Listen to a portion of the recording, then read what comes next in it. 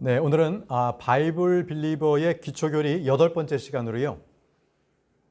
우리가 그동안에 기초가 될 만한 걸 쭉 훑어봤는데 오늘은 말씀 묵상, 어떻게 우리가 말씀을 보아야 하는가, 이 말씀을 좀 실질적인 말씀이기 때문에 오늘 좀 드리고자 합니다.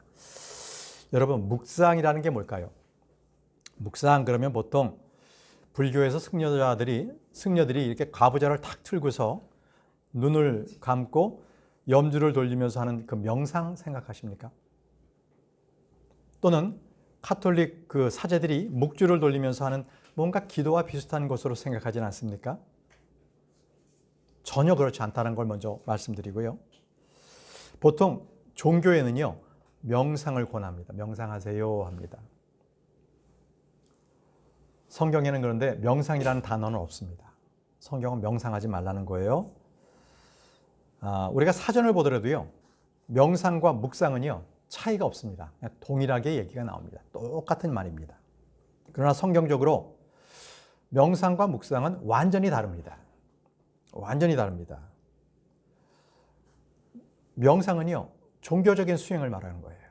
그래서 눈을 감고 영적 수행, 또 영적 수련의 한 방법으로 명상을 합니다. 그건 훈련하는 거예요. 그래서 수도사들이요, 수도원에 들어가 가지고 그들의 영성 개발을 하기 위해서 그들은 마음을 비우고 묵묵히 조용히 있습니다. 그게 명상이에요. 그래서 이 경건주의를 표방하는 사람들이 많이 명상을 합니다. 그래서 명상이라는 것은 자기 생각 스스로 깊은 생각에 잠기게 하는 거예요. 그래서 말씀을 묵상하는 것과는 전혀 거리가 멀다는 거죠. 그래서 명상은 종교적인 수련의 하나의 수단입니다.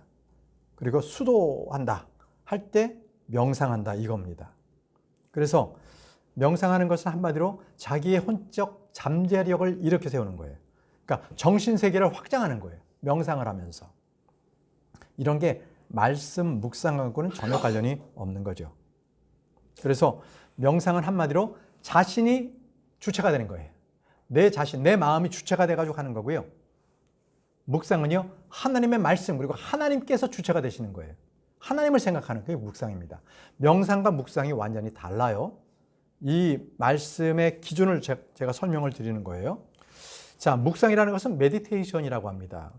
원래 이 말의 어원은 메디켈루스라는 말이 나왔는데, 여러분, 메디슨, 약입니다. 여러분들 약 드시죠? 이 약을 메디슨이라고 합니다. 약이 어때요? 내 몸속에 들어와서 점점 그 약효가 내 온몸에 퍼지지요. 그게 메디테이션의 어원입니다. 그래서 묵상이라는 것은요, 하나님의 말씀을 깊이 생각하면서 내 입으로 읊조려서 그걸 내 마음판에 새겨넣는 거예요. 그러니까 내 마음에 하나님의 말씀이 딱 박히는 거, 그거를 묵상이라 그래요. 묵상, 메디테이션. 그래서 우리는 지금 성경책을 보는데 성경에는 종이로 기록되어 있잖아요. 근데 우리 마음에는 종이로 기록할 수가 없잖아요. 마음판에 기록하라는 거예요. 뭐를? 하나님의 말씀을. 성경은요, 여기저기에 이 말씀이 있어요. 제가 몇 구절만 한번 말씀드려 볼게요.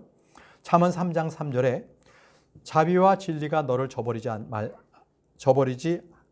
하지 말라. 그것들을 너의 목 주위에 묶어두고 그것들을 내 마음판 위에 기록하라. 마음판 위에 기록하라고 해서 하나님의 말씀을요. 그래서 말씀을 듣고 말하고 암송하고 깊이 묵상해가지고 그 의미는 내 마음판에 그것을 기록하기 위해서 그러는 거예요. 잠언 7장 1절에서 3절 말씀 보시면요. 나의 아들아, 나의 말들을 지키고 나의 명령들을 너에게 쌓아두라. 나의 명령들을 지켜서 살라. 그리고 나의 법을 너의 눈동자처럼 지키라. 그것들을 너의 손가락들에 묶어두고 그것들을 너의 마음판 위에 기록하라. 이렇게 하셨습니다. 너의 마음판 위에 기록하라는 거예요. 이게 바로 말씀을 묵상하라는 거예요. 묵상의 목적이 내 마음판에 하나님의 말씀을 기록하기 위한 그런 걸 묵상이라고 합니다. 주님께서는 자신의 말씀을 저 하늘에 영원히 세워놓으셨습니다. 그리고 하나님께서 하나님의 자녀인 우리들의 마음에도요, 하나님의 말씀을 새겨놓도록 하셨습니다. 그래야 우리는 그 말씀에 잊지 않고 보존을 하게 되는 거죠. 자, 신명기 6장 6절에도요. 그리고 이날에 내가 너에게 명령하는 이 말씀들을, 하나님의 말씀들을 너의 마음속에 있게 할지니라고 했어요. 이 마음속에 있게 하려면 마음판에 기록을 해야 되는 겁니다. 주님께서는 모세에게 명령하셔서 언약궤 안에 돌판을 두게 하셨는데 그게 말씀이었거든요. 근데 말씀을 그냥 언약궤 안에만 두고 그냥 닫아놓고 있는 것이 아니라 그 말씀을 한 권 필사를 해서 책으로 써서 항상 너의 곁에 두고 그것을 언제든지 묵상하라고 했어요. 이유는 마음속에 그것을 두게 하기 위해서. 마음속에 두게 하기 위해서. 욥도요, 이렇게 말했어요. 욥기 22장 22절에 내가 너에게 간구하노니 그분의 입에서 법을 받아들이고 그분의 말씀들을 너의 마음속에 쌓아올리라. 자, 그분의 말씀들을 내 마음속에, 너의 마음속에 쌓아올리라는 거예요. 어떻게 쌓아올려요? 내 마음속에는 어떻게 책을 쌓아놓을 수도 없는데 그는 내 마음에 그 말씀을 기록하라는 거예요. 기록하라는 거예요. 이게 바로 묵상입니다. 묵상. 오늘은 여러분들이 명상과 묵상에 대해서 정확한 의미를 파악하고 하시길 바랍니다. 우리는 말씀을 묵상하는 것이지 말씀을 명상하는 것이 아닙니다. 다윗은요, 그가 마음속에 말씀을 두었다고 고백했습니다. 시편 119편 11절입니다. 제가 당신의 말씀을 제 마음속에 간직하였사오니 제가 당신을 대적하여 죄를 짓지 아니하게 하람이니라. 자, 마음 안에 하나님의 말씀을 두었더니 죄를 안 짓게 되더라는 거예요. 이게 중요한 거예요. 말씀이 내 안에 없으면 내 마음대로 행하죠. 근데 말씀이 내 안에 기록되어 있으면 아, 내가 이 말씀대로 살아야지. 아, 이거 죄지. 남이 안 본다고 해서 이거 지으면 안 돼. 왜? 사람은 안 보지만 하나님은 날 보고 계시니까. 자, 이렇게 죄를 짓지 않는다는 거예요. 그럼 여러분, 제가 여러분들께 여쭤볼게요. 여러분들이 성경 말씀을 읽지요? 암송도 하죠. 그런데 그 말씀이 조금만 있으면 휘리릭 사라져버려요. 그리고 분명히 읽었던 말씀이 다시 한번 보면 그 말씀이 새롭고 그때는 몰랐던 말씀이 또 있는 거예요. 경험하십니까? 예. 그 왜 그럴까요? 중요한 말씀입니다. 왜 암송도 했고 했던 것들을 까먹고 과거에 읽었는데 그것이 지금 읽었던 또 새롭게 보이고 새로운 게 들리고 왜 그러느냐? 그건 바로 우리가 그때 읽었을 때 그것을 우리 마음에 두었지만 마귀가 그 말씀의 씨앗을 채워가 버리기 때문에 그 말씀을 빼앗아 갔기 때문에 그런 거예요. 예. 사도 바울이 그래서 말했습니다. 사도 바울은 말씀이 풍성하게 너희 가운데 거하라는 거예요. 조금 빈약하게 있으면 그건 빼앗아가면 아무것도 없잖아요. 풍성하게 거할수록 우리는 말씀을 빼앗기지 않는다는 거예요. 골로새서 3장 16절에 그리스도의 말씀이 너희 안에 모든 지혜로 풍부하게 머물게 하라. 너희의 마음속에 있는 은혜로 주께 노래하라라고 했습니다. 여러분 혹시 여러분 성경책을 그냥 차 속이나 아니면은 집에 책장에다가 꼽아놓고 계신다면 안 돼요. 항상 그것을 읽고 그것을 풍성하게 내 마음속에 기록할 수 있도록 해야 합니다. 자, 이제 아시겠죠? 말씀이 있어야 될 것은 그냥 성경책 달라당 있는 게 아니라 내 마음속에 있어야 되는 겁니다. 따라서 하세요. 말씀은 내 마음속에 있다. 그렇습니다. 말씀은 내 마음속에 있어야 하는 겁니다. 말씀이 있어야 할 가장 안전하고 적합한 장소가 내 마음속이에요. 그래서 주님께서는요, 말씀을 받아 먹으라라는 말씀도 많이 했어요. 말씀을 먹으라는 거예요. 그래서 음식은 우리 입으로 통해서 뱃속에 들어가잖아요. 그런데 하나님의 말씀은요, 우리가 먹으면 마음에 저장이 되는 거예요. 자, 예레미야가 말씀을 먹었거든요. 예레미야 15장 16절이에요. 예레미야 15장 16절. 당신의 말씀들이 발견되었기에 제가 그것들을 먹었나이다.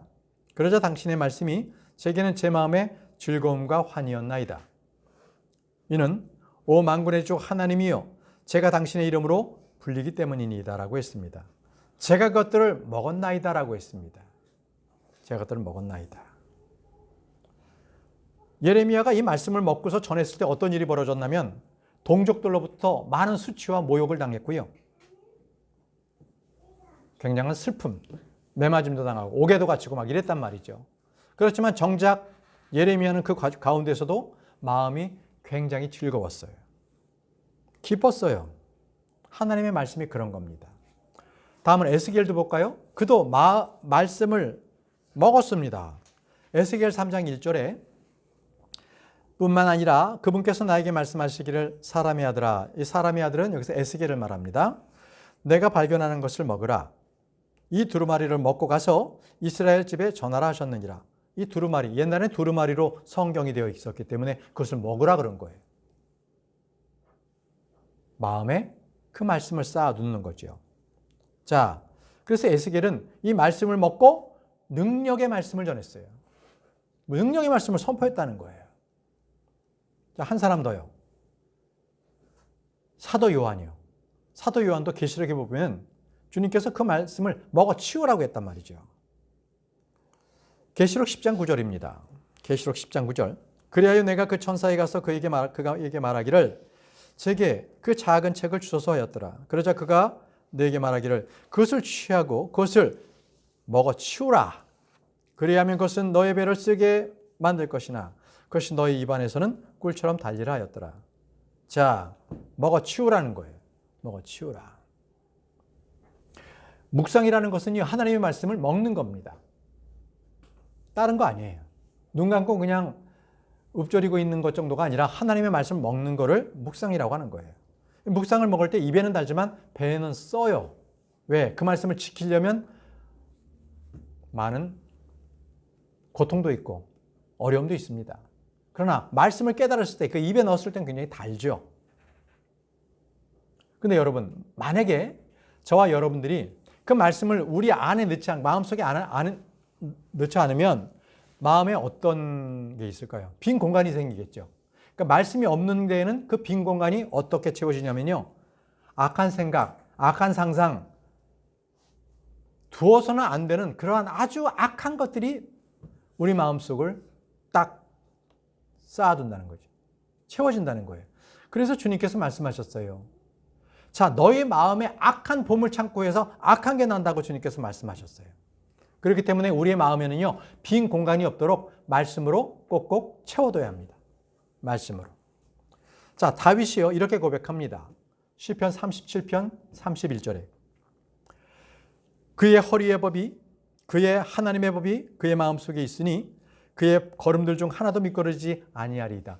하나님의 말씀을 내 안에 두면 내가 미끄러지지 않는 거예요. 실패하지 않는 거예요. 왜? 말씀대로 살아가니까. 근데 내 생각대로, 악한 생각대로 살아가게 되면 그 사람에겐 반드시 실패와 좌절이 뒤따릅니다. 여러분들 안에, 여러분들 마음 안에 지금 무엇이 있습니까?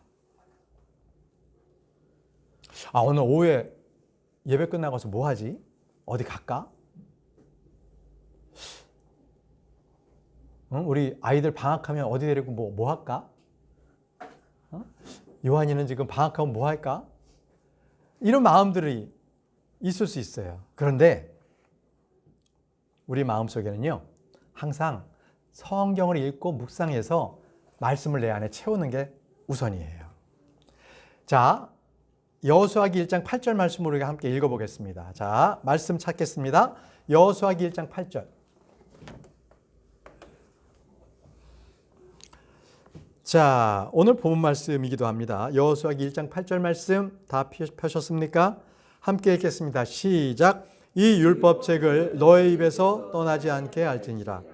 오직 너는 그 안에 있는 것들을 주야로 묵상할지니 너로 하여금 그 안에 기록된 대로 모두 준수하여 행하게 하려 함이라. 이는 그때 내가 너의 길을 형통하게 할 것이요 그때 너에게 훌륭한 성공이 있을 것이기 때문이라. 자, 우리 주님께서 우리에게 순서를 말씀해 주셨어요. 보면 너의 입에서 떠나지 않게라고 됐죠. 바로 읽으라는 거예요. 입으로 소리내서 읽으라는 거예요. 말씀을. 그러면 더 말씀을 정확하게 읽을 수 있어요. 그 다음에 읽고 그 다음에 뭐예요? 묵상하라는 거예요. 그 말씀의 깊이를 깨달으라는 거예요. 묵상하면서. 그리고 준수하고 행하라는 거예요. 이것이 바로 주님께서 우리에게 말씀을 주신 목적이에요. 입에서 떠나지 않게 읽고 묵상하고 준수하고 행하라. 바로 이 네 가지입니다. 그런데 만약에 하나님의 말씀이 없이 그냥 자기 생각대로 가만히 그냥 생각을 하면서 더 깊게 생각만 하고 끝난다. 그러니까 명상을 한다 그런다면요. 그것은요. 자기의 생상에 나래를 펴는 거예요. 그건 아무것도 아니야. 그러니까 뭔가 얻는 것도 없어요. 그냥 생각이 생각을 계속 꼬꼬리를 물거나 또는 철학적으로 답도 없는 것을 헤매게 되는 거예요. 그래서 바로 영적 망상이라고 합니다. 아무 해답이 없는 것을 쫓아다니는 것. 그러면 안 돼요. 항상 우리가 묵상하는 것은 하나님의 말씀입니다. 하나님의 말씀. 여러분, 정말 크리스찬, 정말 올바른 크리스찬, 진실한 크리스찬 특징이 뭔지 아세요? 그들은 하나님의 말씀에 목마름을 갖는 거예요. 갈망하는 거예요. 시편 42편 1절 보시면요. 오 하나님이여 마치 숫사슴이 시냇물을 갈급히 찾듯이 저의 영도 그와 같이 당신을 갈급히 찾나이다. 하나님을 사랑하기 때문에 하나님의 말씀을 갈급히 찾는 거예요. 여러분, 몸이 아프면 여러분들 밥맛이 납니까? 밥맛이 뚝 떨어지죠. 그냥 수저 들기도 싫어. 몸이 아프니까. 그건 왜 그래요? 몸이 많이 아파 있으니까 지금 먹을 기운이 없는 거예요. 그러면 영적으로 건강하지 않은 사람은 어떨까요? 영적으로 건강하지 않은 사람은 말씀을 읽지 않아도 돼요. 아무 이상하지 않아. 왜? 영적으로 건강하지가 않으니까. 이건 큰 문제입니다. 영적으로 죽어 있는 사람은 영적인 말씀, 양식이 필요 없어요. 그러나 항상 깨어있는 크리스찬들은요, 정말 하루라도 말씀을 읽지 않으면 내 입에서 가시가 돋아. 그래서 말씀을 읽기 전에는 밥을 먹지 않아. 그렇단 말이죠. 여러분, 다윗은요, 건전한 영을 가졌고, 그리고 완전한 사람이었어요. 완전한 사람이라고 해서 그가 죄 짓지 않았다. 그렇지는 않았습니다. 다윗도 죄를 졌어요. 그죠? 그러나 그는 끊임없이 하나님의 말씀을 갈망했다는 거예요. 하나님께서 그를 그래서 기뻐하셨어요. 시편 119편은 저자가 나타나 있지는 않습니다. 그러나 시편 119편을 쓸 수 있는 사람은 다윗이라고들 다들 생각해요. 저 역시도 시편 119편 굉장히 길거든요. 176절이나 되니까요. 네, 그것은 다윗이 기록했다라고 보는데 그 시편 119편은 하나님의 말씀이 얼마나 좋은지를 기록하고 있어요. 그 자기가 얼마나 하나님의 말씀을 사모하는지를 바로 그 시편 119편에서 기록하고 있어요. 시편 119편 105절 보시면요. 아주 유명한 구절입니다. 당신의 말씀은 제 두 발의 등불이요 제 행로의 빛이니이다. 아주 보석 같은 말씀이세요. 하나님의 말씀이 제 발에 등불처럼 비춰준다는 거예요. 그리고 제 행로, 내가 걸어가는 그 길에 빛을 비춰주는 거예요. 이게 하나님의 말씀이라고 고백하고 있는 겁니다.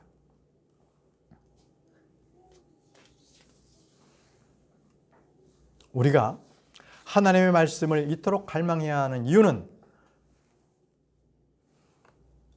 갈망하는 사람마다 꼭 하나님을 사랑하기 때문에 그렇습니다. 하나님을 사랑하는 사람은 성경책을 빠짐없이 매일매일 읽습니다. 예를 들어 볼게요. 여러분, 만약에 여러분들에게 사랑하는 사람, 예전에 결혼하기 전이라도 애인이었던 남편을 생각해 보십시오. 다른 애인 생각하지 마시고. 자, 그 사람에 대해서 적힌 책이 있어요. 그 사람에 대해서 적힌 책. 그럼 여러분, 그 책을 읽고 싶지 않겠어요? 내가 사랑하는 사람인데? 그래서 그 사람의 성장은 어떻게 했는지, 그 사람의 성격은 어땠는지, 그 사람의 꿈은 무엇이고, 어떤 취미를 가지고 있고, 어떤 친구들과 만나고 있고, 그동안 해왔던 일이 뭐고, 그가 원하는 앞으로의 일이 뭐고, 사랑하는 사람이 생각하는 모든 것들을 담긴 책이라면 그것을 읽고 또 읽고 그러지 않겠어요? 마찬가지예요.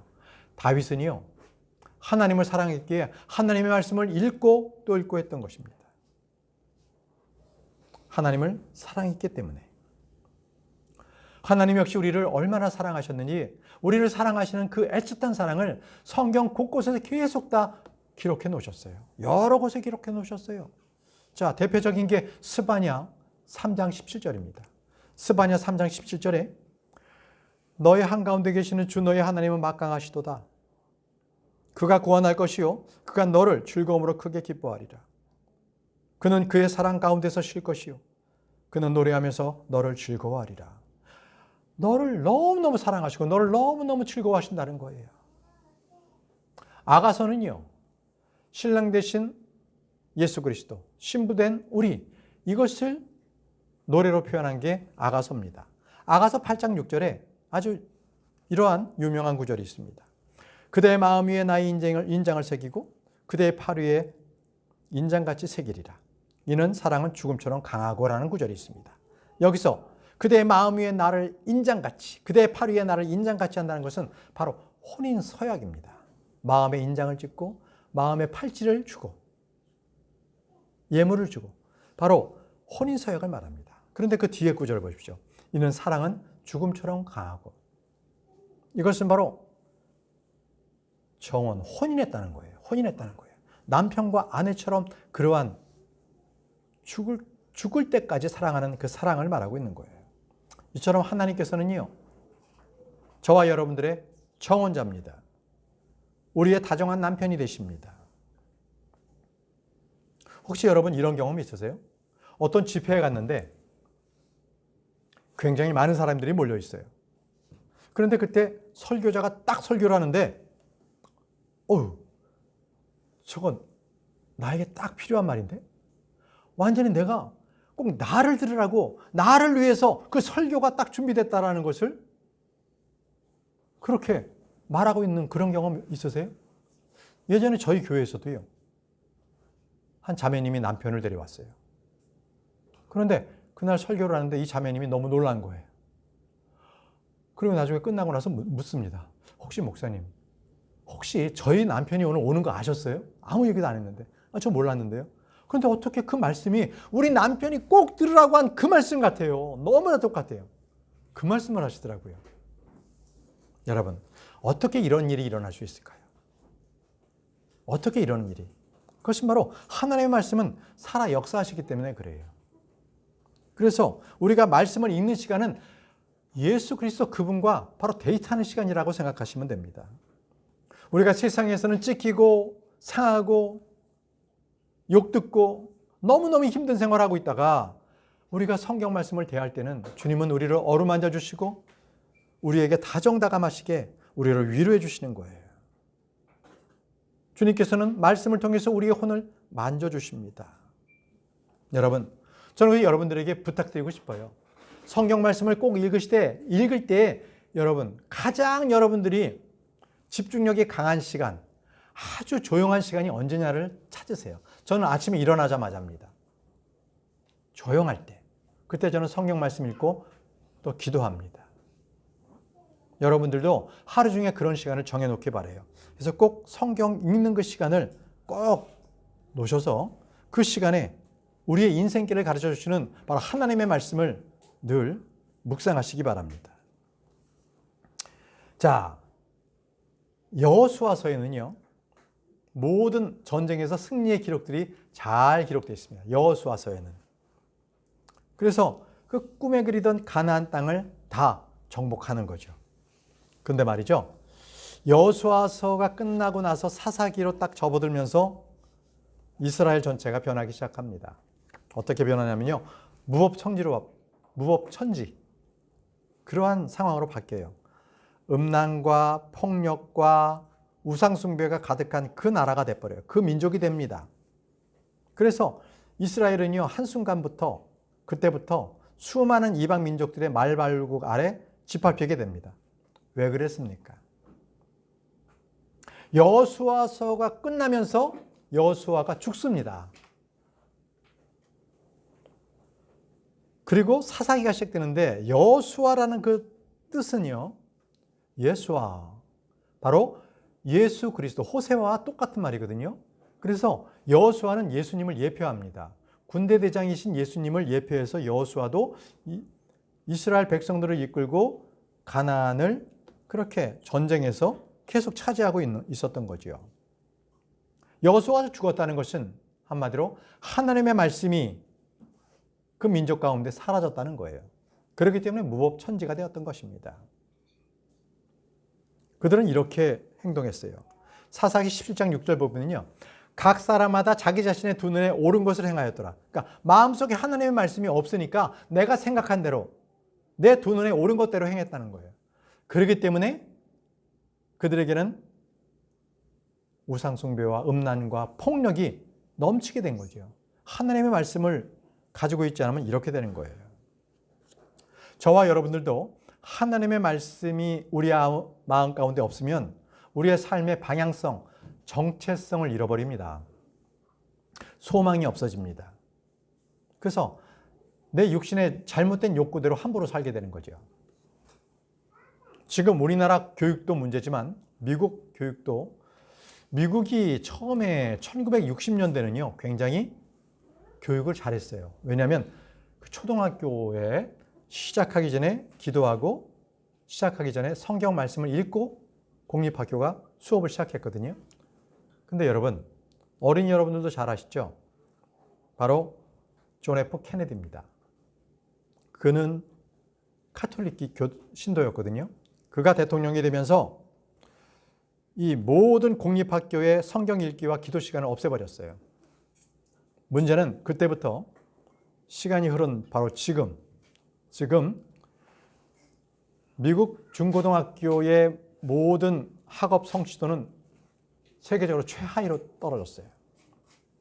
그리고 10대들이 폭력과 마약과 가출과 성범죄와 이런 것들이 천문학적으로 늘어났다는 거예요. 왜? 학교에서 말씀을 걷어버렸기 때문에.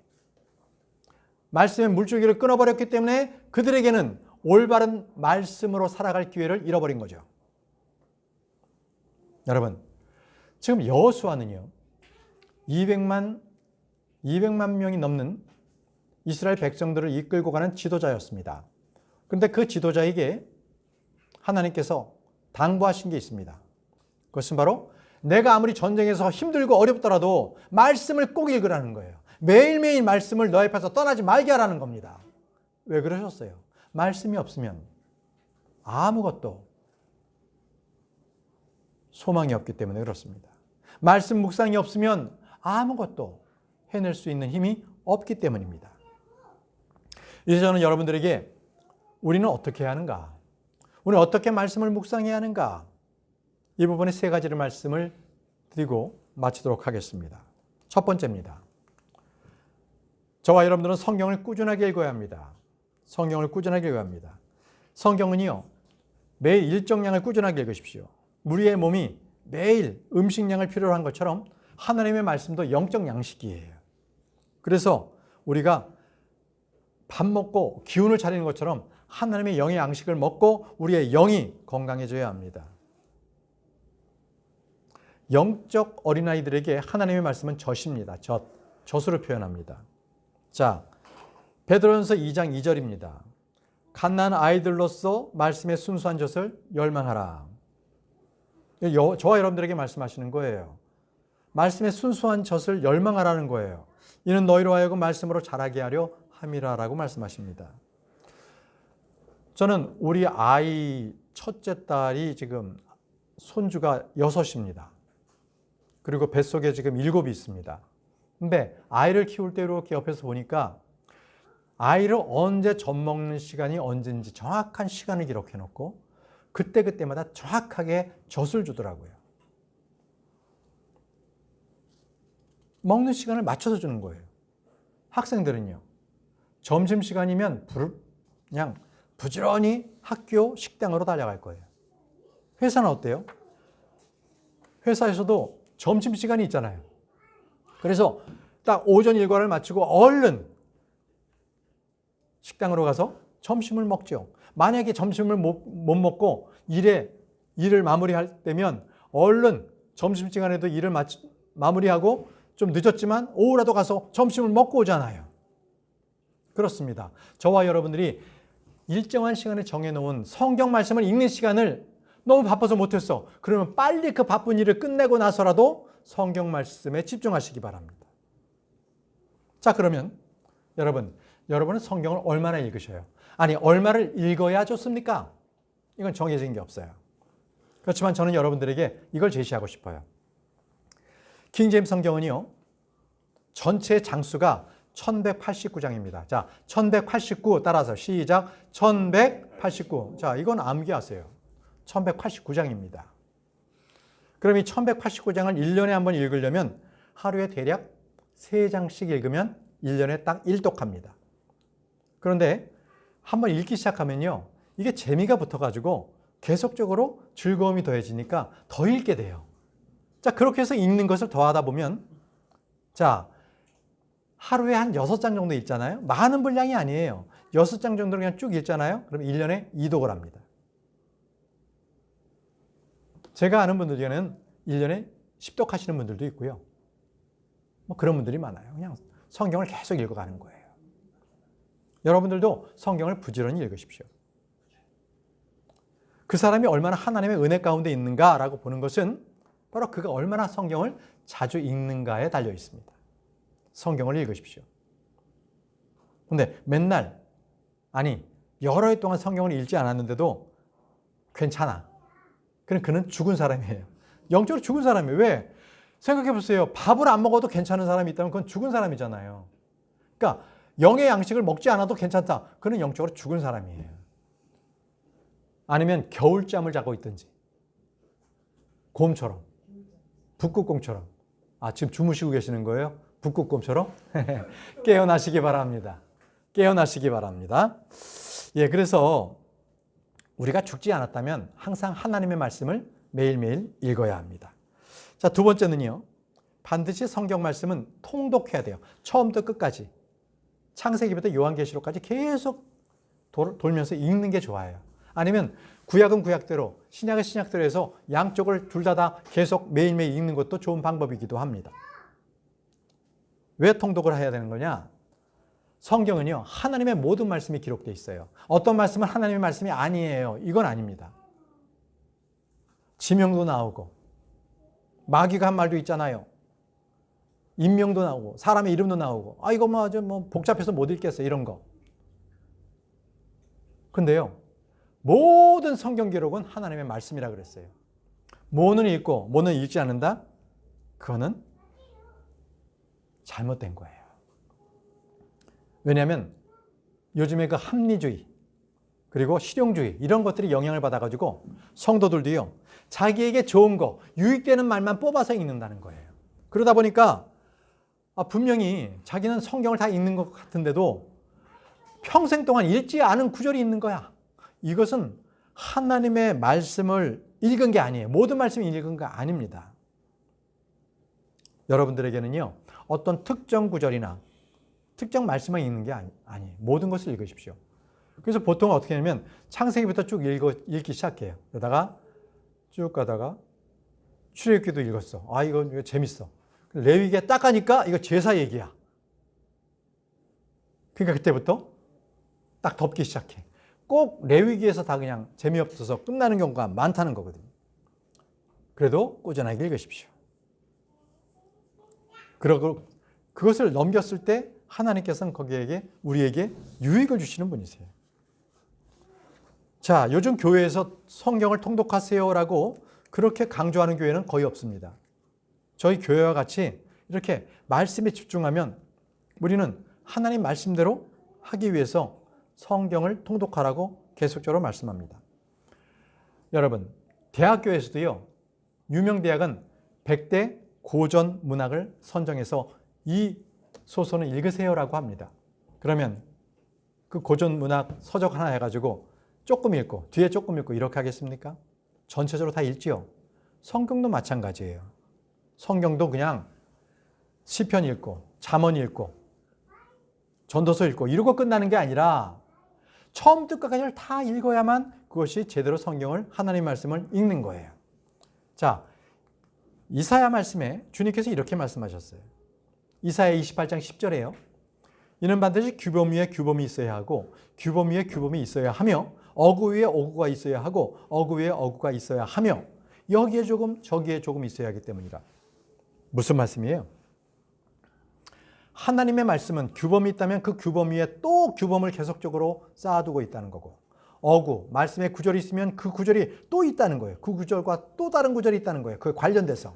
그래서 여기에도 조금 저기에도 조금 하나님께서 이렇게 말씀을 뿌려놓으셨어요. 성경책에.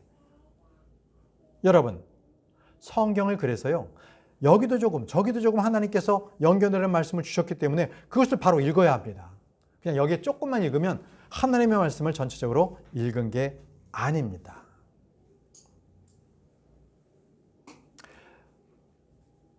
성경 중에 요즘에 오래됐죠. 예수 그리스도의 말씀 또는 하나님께서 직접 하신 말씀에 대해서만 그것을 딱 뭐 붉은색으로 칠하든지 뭔가 성경 중에 하나님의 말씀이라고 해서 그것만 붉은색으로 칠한 그런 성경들이 있어요. 그걸 선전하죠. 그것은 예수 그리스도의 말씀, 하나님의 말씀만 딱 골라서 그렇게 해서 성경을 냈습니다. 그런 책 사지 마세요. 잘못된 겁니다. 왜요? 우리가 가지고 있는 이 성경책이 모든 성경의 말씀은 하나님의 말씀입니다. 여기서 1.1핵도 하나님의 말씀인 것이 아닌 게 없어요. 근데 여기에 일부만 색칠해서 이것만 하나님의 말씀이라고 하는 것은 모든 것이 하나님의 말씀이라고 하셨던 이 성경 말씀에 위배가 됩니다. 모든 성경 기록은 하나님의 말씀입니다. 여러분들께서 뭐 계약서를 썼을 때에 계약서 대충 보십니까? 그러지 않죠. 특히 특약사항 같은 거 깨알 만한 거 있으면 그거 다 잘 읽어야 돼요. 왜? 그 특약사항이 더 문제가 되는 게 나에게 해가 되는 게 많기 때문에. 그래서 계약서 쓸 때는 꼼꼼하게 보죠. 연애 편지 쓸 때는 어떻게 써요? 연애 편지를 또 받아 읽을 때는 그걸 읽고 또 읽고 뭐 어떨 때는 그냥 가슴에 그냥 갖다 대. 너무 좋아가지고. 응? 그만큼 그 읽는 사람들의 마음이 어땠는지, 쓴 사람의 마음이 어땠는지를 그렇게 간파해 가면서 읽는단 말이죠. 대충 읽지 않는다는 거예요. 돈 많은 집은 부모가 죽으면서 유서를 쓰잖아요. 그럼 자녀들은 그 유서에 관심이 많습니다. 왜? 그 유서의 말에 나에 대해서 뭐라고 썼느냐, 이거에 대해서 집중하는 거예요. 여러분, 우리가 가지고 있는 이 성경이 구약과 신약으로 되어 있잖아요. 여기서 신약, 뉴 테스타먼트가 뭡니까? 이것은 바로 예수 그리스도의 유언 언약. 유언하신 언약이 테스타먼트입니다. 아시겠죠? 예수님께서 나를 위해서 유언해 놓으신 거란 말이죠. 그래서 말씀을 아주 그 깊이 있게 읽어야 되는 거예요. 저는 여러분들이 말씀을 읽을 때 그 어떤 말씀보다도 샅샅이 읽기를 바랍니다. 샅샅이. 보물을 찾듯, 세 번째가 그 보물을 찾듯이 샅샅이 읽기를 바라요. 혹시 어린이 여러분들 밤 죽기 해봤어요? 밤? 야산 같은 데 가면 밤이 떨어져 있잖아요. 그럼 여러분 그 밤 죽기 하는데 대충 보고 떨어져 있는 거 몇 개만 주워 갑니까? 아, 거기 밤 떨어져 있어? 떨어진 낙엽 속도 막 뒤지잖아요. 막 그냥 그 안에 밤이 있을까 봐. 마찬가지로요. 하나님의 말씀을 읽을 때도 보물을 찾듯이 그렇게 샅샅이 읽어야 합니다. 보물을 찾듯이. 잠언 2장 4절에서 5절 말씀에 내가 은을 구하듯 그녀를 구하고 숨겨진 보물들을 찾듯 그녀를 찾는다면 그때 너는 주를 두려워하는 것을 이해할 것이요 하나님의 지식을 발견하게 되리라. 여러분, 은과 금과 숨겨진 보물을 찾듯이 성경 말씀을 그렇게 샅샅이 찾아 읽으십시오. 여러분, 산삼을 캐는 신만이나 그리고 광맥을 찾는 광부는요 대충 허투루 보지 않습니다. 정확하게 남들이 안 간 곳까지도 샅샅이 찾아다니면서 그 원산을 뒤져가면서 산삼을 찾는 바로 그러한 산만이의 모습처럼 우리 역시 성경을 읽을 때 보물을 찾듯이 샅샅이 그 말씀을 읽어내려 가시길 바랍니다. 자, 잠언 8장 9절에 이렇게 말씀하셨어요. 나의 열매는 금보다 나으니 진정 정금보다 나으니라. 그런즉 나의 수입은 정선된 은보다 나으니라. 하나님의 말씀은 은과 금보다 귀하다는 거예요. 다윗도 말합니다. 당신의 입의 법이 저에게는 수천의 금문보다 더 낫나이다. 이렇게 말했습니다. 그래서 저는 여러분들에게 성경 속에 보물찾기를 했으면 좋겠습니다. 성경에는 보물이 많습니다. 그것을 샅샅이 찾아서 여러분들께서 마음속에 그것을 꼭 숨겨놓으시기 바랍니다. 그래서 베드로와 요한이 그가 성경에서 구걸하고 있는 구걸자에게 이렇게 말했습니다. 은과 금은 나에게 전혀 없으나 나는 내가 이와 같이 소유한 것을 너에게 주노라 라고 했습니다. 은과 금은 없지만 내가 가지고 있는 것을 준다. 여러분들은 은과 금은 없지만 분명히 성경을 읽은 사람은 마음속에 하나님의 말씀이 있습니다. 그 말씀을 전하시기 바랍니다. 그것을 나누어 주시기 바랍니다. 이제 말씀을 마무리하겠습니다. 우리가 성경 말씀을 묵상해야 되는 이유가 있습니다. 성경의 말씀의 묵상은요, 우리에게 형통의 복을 가져다 주기 때문입니다. 다 같이 오늘 본문 말씀 읽었지요? 여호수아기 1장 6절에서 7절 말씀 읽겠습니다. 자, 성경 찾겠습니다. 여호수아기 1장 6절에서 7절 말씀입니다. 자, 제가 6절, 여러분들 7절 읽겠습니다. 제가 6절 읽습니다. 강건하고 훌륭한 용기를 내라.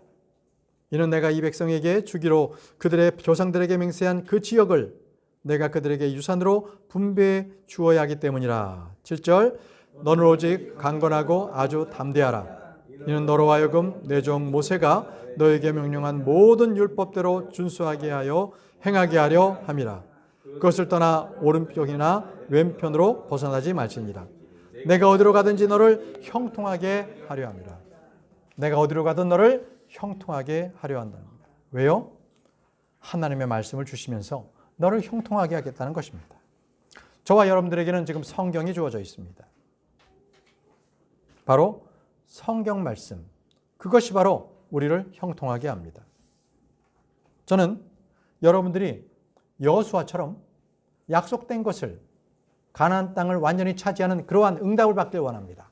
우리에게도 기도했던 것들이 그러한 응답받는 도구가 말씀 묵상이기를 바랍니다. 여러분들은 말씀 묵상을 통하여서 그동안에 여러분들이 늘 기도해왔던 일터에서 하나님의 역사가 일어나는 것, 오랫동안 아파왔던 몸이 치유되는 것, 그리고 꽉 묶여있던 모든 재정들이 그것이 튀어서 안정적으로 이루어지는 그런 역사가 우리 모두에게 있기를 바랍니다. 우리 말씀 묵상을 통해서 마음을 평안케 하십시오. 마음을 담대하게 하십시오. 말씀을 붙잡을 때에만 어떠한 어려움이 생겨도 어떤 대적이 물려와도 우리는 흔들리지 않을 수가 있습니다. 그것이 바로 주님께서 우리에게 주시는 말씀의 형통함의 복인 것입니다. 그 복을 말씀의 묵상으로서 그것을 누리는 저와 여러분들이 되기를 바랍니다. 다 함께 오늘 말씀을 묵상하면서 함께 기도하겠습니다.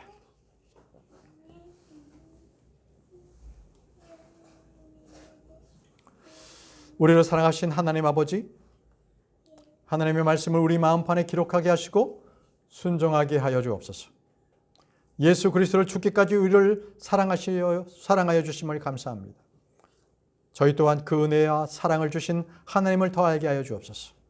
이제 주의 말씀이 저희 발등에 등불이 되게 하시고 저희 행로에 빛이 되게 하셔서 어디를 가든 주의 말씀의 묵상으로 형통한 삶을 살 수 있도록 인도하여 주시옵소서.